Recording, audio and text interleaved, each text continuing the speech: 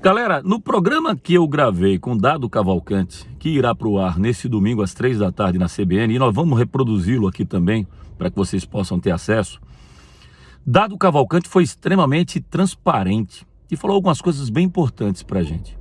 Algumas coisas para a gente meditar. Primeiro, ele falou que o Náutico é uma coxa de retalhos, que o time do Náutico, o elenco do Náutico, tem um pouquinho do Hélio dos Anjos, um pouquinho do Felipe Conceição, um pouquinho do Roberto Fernandes, um pouquinho do Elano e um pouquinho dele. Falou Dado que sabia das adversidades, das dificuldades, ele não está encobrindo, ele sabia que ia ter que trocar o pneu com o carro em movimento, mas do que ele lamenta? O que ele lamenta? Ele preferia ter uma situação onde ele tivesse um elenco não vasto, mas com jogadores em condições clínicas, pelo menos, dele poder contar com o mesmo grupo a cada partida. Isso não aconteceu em nenhuma vez. Ele não pôde repetir o time nenhuma vez, porque sempre tem alguém contundido, machucado ou suspenso. A zaga do Náutico é o principal problema dele. Ele tem tido agora dificuldades para esse clássico contra o Sport. Vai jogar ou com o Diego, um garoto, ou vai improvisar o Anilson na zaga, porque ele não tem o Wellington, ele não tem o Maurício, que está fora dessa partida. E o Arthur Henrique também está fora. Ele vai contar com o João Paulo e uma dessas duas opções que eu coloquei, a não ser que o Wellington se recupere miraculosamente. Fala o Dado. Tem problemas políticos no clube? Tem. Tem o problema da pressão? Tem.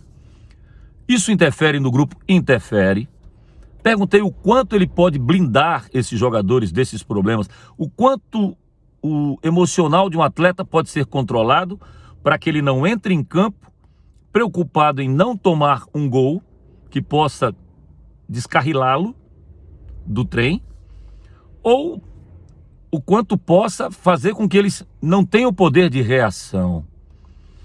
A torcida do Sport vai comparecer no jogo, vai estar presente. Eu estou analisando o jogo sob o prisma do Náutico, torcedor. Depois eu vou falar pelo lado rubro-negro, tá? Para o torcedor entender que eu estou me colocando no lugar do Dado Cavalcante na entrevista que ele concede.